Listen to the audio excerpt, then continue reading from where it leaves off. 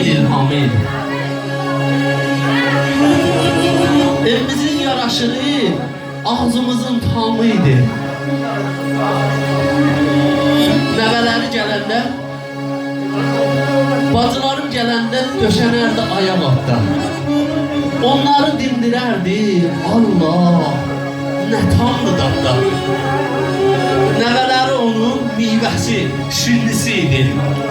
Onun o köhnəci bir cənnət pəncərəsi idi.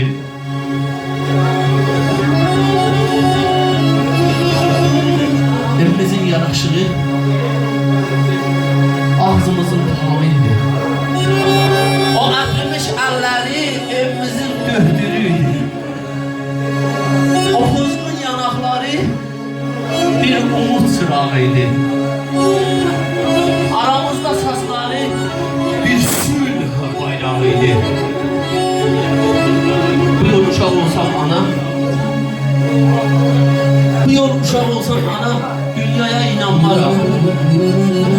Hasanım, ah, bu yol uşaq olsam ana, dünyaya inanmaram. Qıçın üstə yuxlasam, bir daha oyanmaram. Sən dediyin ağılda gezərəm, dolanaram.